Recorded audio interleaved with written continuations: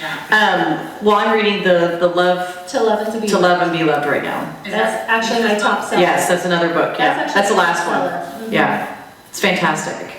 Thank you. It's a good book. So we'll plug all these How did you things. come into counseling? What a great interviewing question. Yeah. That's good. Keep going. I think by default, if people, I tell people, some people have just the gift of counsel. Where you can find. And you do. Students, yeah. You really do. Students, I tell schools all the time, do a questionnaire, question all your peers and say, hey, if you had a secret, what student would you tell?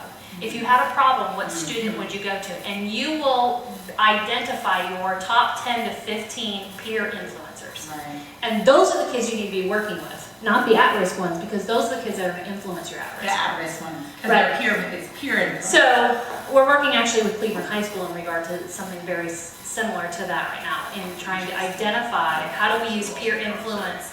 Yes, so there are people who have the gift of counsel. They just, and it's always been the case. And so I am a certified biblical counselor, I'm a certified brain health coach, and a certified professional life coach. Right. So I also do a lot of business consulting. I work with, So I met a gentleman last night on the same vein that just moved here from Waco, and he's independent and does financial planning. Yes.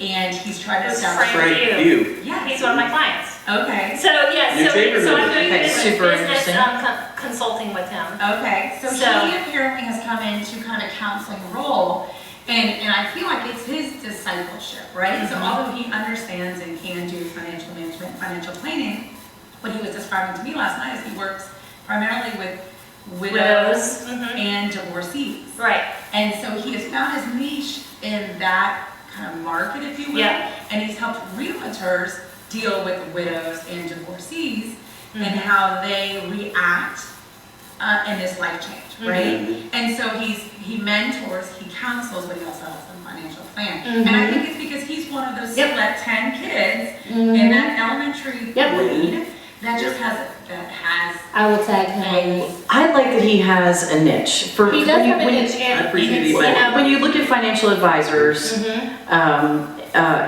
Beth with Edward Jones, she's got, thank you for being my brain. Hi Beth, if you're watching. Hi, Beth. Hi, Beth. We'll refer some clients to her that are women who want to advise with a woman. But to have a niche, there's so many financial advisors out there, and I think that's the one thing that's so important is to find that niche. Yeah. Who do you best advise financially? Because you really aren't great at advising for everyone. And Yes. according to Lisa Schwartz, she would tell you that comes from a driving passion. Yes. Yes. Yes, To it's a, drive that, to find that niche, it's something that you. that well, comes to and you. I believe that is within you. I believe that God creates, He has purposes and assignments, and He wraps that up with a personality and flesh, and that's how you become. Right. That's how you be. It's the same thing with Christ. There was a purpose that God had, and He wrapped it up with flesh. And so everybody has a purpose. And so when you discover you discover that purpose. The Bible says that the yoke of the Lord is easy, and so it becomes very easy. So you can work very hard, but it's not hard work. Right. And so that's when you know you're in your easy lane. Like, this is easy for me, and so, but Frank is a very compassionate person. It's interesting because he even has kind of created a network in Waco of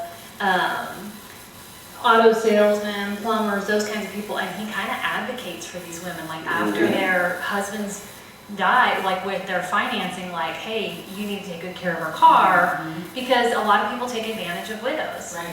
And so he really does have a really sweet niche, and so he's been really fun to work with. Yeah.